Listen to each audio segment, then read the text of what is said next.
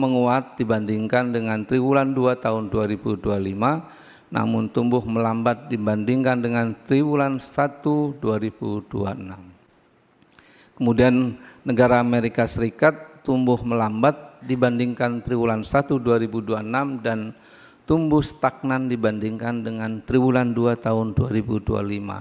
Serta negara Tiongkok tumbuh melambat baik dibandingkan dengan triwulan 1 2026 dan triwulan 2 tahun 2025.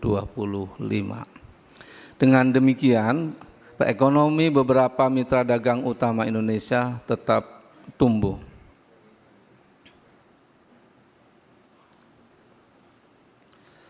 Selanjutnya adalah catatan terkait dengan kinerja perdagangan global. Pada triwulan 2 2026, nilai perdagangan global barang tumbuh lebih tinggi dibandingkan dengan jasa.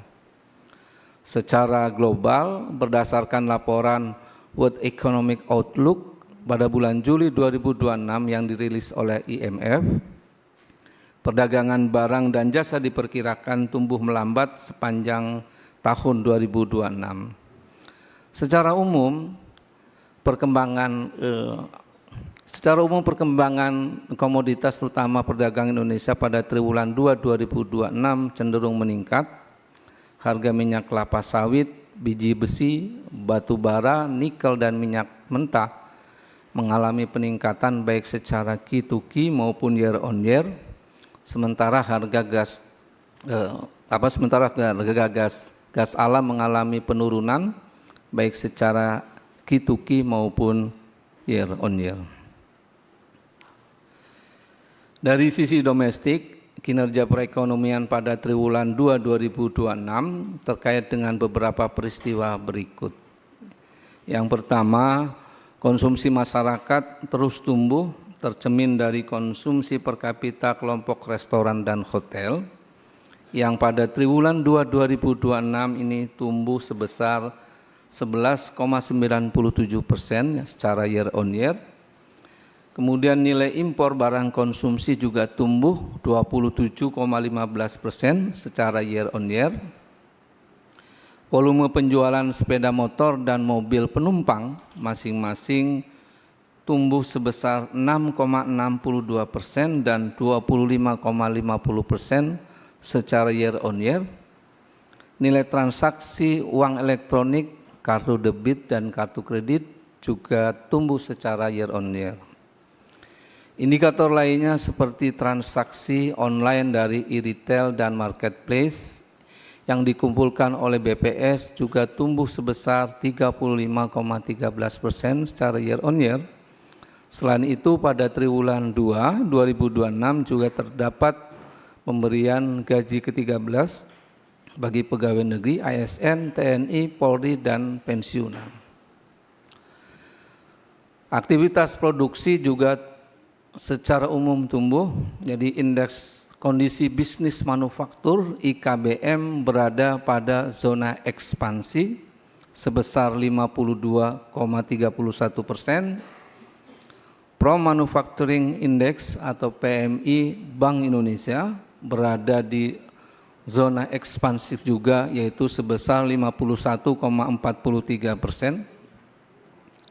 Rata-rata indeks kepercayaan industri IKI selama triwulan 2 2026 mencapai 52,74. Kemudian nilai impor bahan baku primer dan olahan untuk industri masing-masing tumbuh sebesar 45,69 dan 15,51% secara year on year. Penjualan listrik pada triwulan 2 2026 tumbuh sebesar 13,01% year on year didorong oleh distribusi listrik ke rumah tangga meningkat sebesar 16,92%, bisnis 14,28% dan industri sebesar 7,59% secara year on year. Penjualan mobil wholesale dan retail masing-masing meningkat 32,94% dan 21,94%. Tingkat penghunian kamar atau TPK pada hotel berbintang sebesar 51,29 meningkat 2,87 poin dari triwulan 2 tahun 2025 sebesar 48,42%. Selain itu, realisasi investasi dalam negeri dan realisasi investasi asing pada triwulan 2 tahun 2026 tumbuh 7,14% secara year on year. Di sisi lain, realisasi investasi di bidang hilirisasi untuk triwulan 2 tahun 2026 sebesar 152,7 triliun atau meningkat 5,72% secara year on year. Pada saat yang sama, impor barang-barang modal dan belanja modal pemerintah APBN juga tumbuh secara year on year. Terakhir, kebijakan ekonomi seperti pengendalian inflasi, tingkat suku bunga acuan, paket stimulus untuk mendorong konsumsi serta kebijakan efisiensi belanja negara turut mempertahankan stabilitas dan mendorong pertumbuhan ekonomi. Selanjutnya saya akan mengumumkan pertumbuhan ekonomi triwulan 2 tahun 2026. Ekonomi Indonesia berdasarkan besaran produk domestik bruto PDB pada triwulan 2 tahun 2026 atas dasar harga berlaku sebesar 6.552,1 triliun rupiah atas harga konstan 3.576,2 triliun rupiah, sehingga pertumbuhan ekonomi Indonesia pada triwulan 2 tahun 2026 bila dibandingkan dengan triwulan 2 tahun 2025 atau secara year on year tumbuh sebesar 5,29%. Bila dibandingkan dengan triwulan 1 tahun 2026 atau secara Q2Q tumbuh sebesar 3,73%. Dan bila dibandingkan dengan semester 1 2025 atau secara C2C tumbuh sebesar 5,45%. Selanjutnya saya akan menyampaikan perkembangan ekonomi Indonesia sejak triwulan 1 2021 sampai dengan triwulan 2 2026. Secara Q2Q pertumbuhan ekonomi triwulan 2 2026 tumbuh sebesar 3,73%.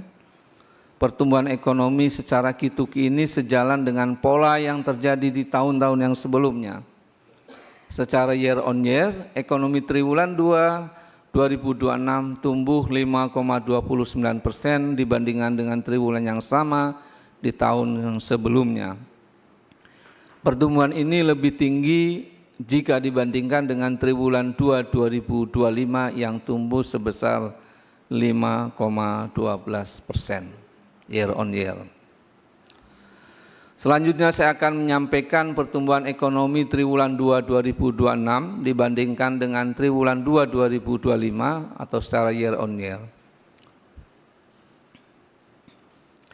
Pada bagian ini saya akan menyampaikan pertumbuhan ekonomi triwulan 2 2026 dibandingkan dengan triwulan 2 2025.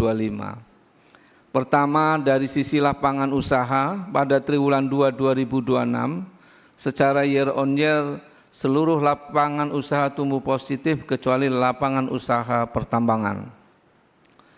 Lapangan usaha utama yang memberikan kontribusi besar terhadap PDB yaitu industri pengolahan, pertanian, perdagangan, konstruksi, dan pertambangan. Total kelima lapangan usaha tersebut mencakup sekitar 63,73% dari total PDB Indonesia. Lapangan usaha yang tumbuh tinggi yaitu yang pertama pengadaan listrik dan gas masih tumbuh sebesar 10,81%. Peningkatan ini disebabkan oleh peningkatan penjualan listrik untuk semua segmen konsumen, utamanya segmen rumah tangga, bisnis, dan industri. Yang kedua, penyediaan akomodasi dan makan minum sebesar 10,60% didorong oleh peningkatan okupansi hotel dan peningkatan kinerja jasa boga sejalan dengan semakin luasnya jangkauan penerima manfaat dari program makan bergizi gratis atau MBG. Informasi dan komunikasi tumbuh 6,97% ditopang oleh semakin luasnya pemanfaatan jasa telekomunikasi di berbagai sektor seperti kesehatan, pendidikan, dan perdagangan, dan lainnya. Di sisi lain, lapangan usaha pertambangan terkontraksi sebesar 1,64% disebabkan oleh pertama pertambangan biji logam terkontraksi sebesar 9,42% akibat penurunan produksi beberapa komoditas tambang seperti biji boksit, biji timah, biji nikel. Selain itu juga belum pulihnya operasi tambang bawah tanah di Grosberg Block Cave di Provinsi Papua Tengah pasca insiden longsor atau aliran lumpur pada September tahun 2025. Pertambangan batu bara dan lignit juga terkontraksi sebesar 1,41% disebabkan oleh penataan kuota produksi melalui rencana kerja dan anggaran biaya RKAB tahun 2026 sebagai upaya menjaga keseimbangan pasokan dan mendorong perbaikan price batu bara di pasar internasional. Pertambangan minyak gas dan panas bumi terkontraksi sebesar 2,15% disebabkan penurunan tingkat alamiah produktivitas sumur migas serta minimnya penemuan cadangan migas baru. Jika dilihat dari sumber pertumbuhannya, pada triwulan 2 2026, lapangan usaha industri pengolahan menjadi sumber pertumbuhan terbesar yaitu sebesar 0,90%. Selain itu pertumbuhan ekonomi juga ditopang oleh lapangan usaha perdagangan dengan sumber pertumbuhan sebesar 0,83%, konstruksi dengan sumber pertumbuhan sebesar 0,62%, serta Infokom dengan sumber pertumbuhan sebesar 0,48%. Selanjutnya saya akan menyampaikan penjelasan lebih detail terkait perkembangan pertumbuhan beberapa lapangan usaha. Yang pertama, industri pengolahan tumbuh didorong oleh permintaan domestik dan luar negeri. Industri makanan dan minuman tumbuh 6,51% ditopang oleh peningkatan permintaan domestik dan luar negeri seperti ikan olahan, daging ayam, susu, dan produk dari susu. Yang kedua, industri barang logam, komputer, barang elektronik, optik, dan peralatan listrik tumbuh 8,04% seiring dengan peningkatan permintaan luar negeri untuk komponen barang elektronik, baterai, dan peralatan listrik. Yang ketiga, industri kimia farmasi dan obat tradisional tumbuh 4,99% didorong oleh peningkatan permintaan domestik dan luar negeri untuk bahan kimia.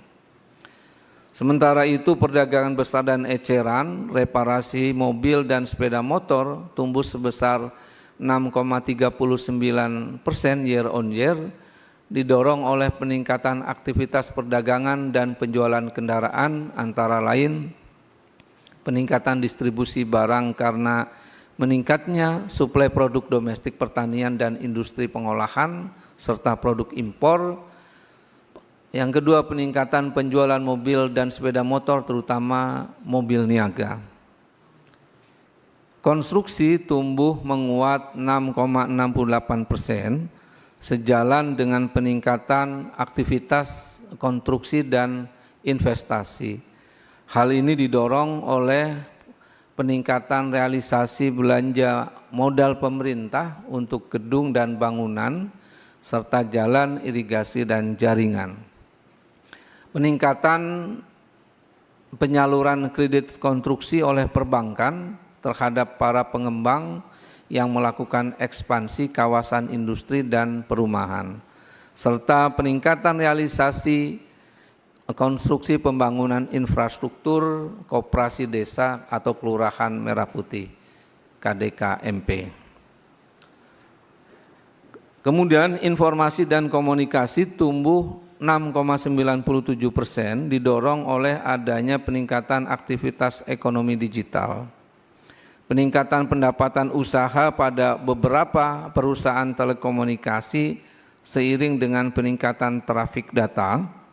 Kemudian juga peningkatan volume transaksi perdagangan digital atau e-commerce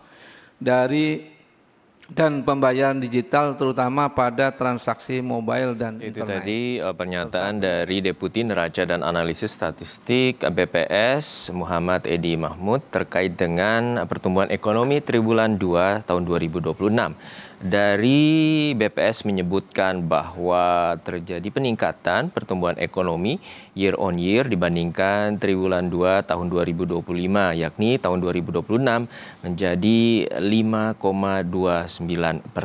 Yang sebelumnya di triwulan 2 tahun 2025 sebesar 5,12%. Dan saat ini BPS masih menjelaskan beberapa peningkatan pertumbuhan ekonomi di sejumlah sektor. Salah satu sektor yang menjadi tumpuan yakni pengolahan, perdagangan, pertanian, dan juga pengadaan listrik dan gas, namun kecuali terkait dengan pertambangan. Saat ini juga tercatat terjadi peningkatan terkait dengan beberapa kebijakan ekonomi, peningkatan suku bunga acuan dan juga stimulus ekonomi dari pemerintah yang diklaim dapat menjaga stabilitas ekonomi nasional.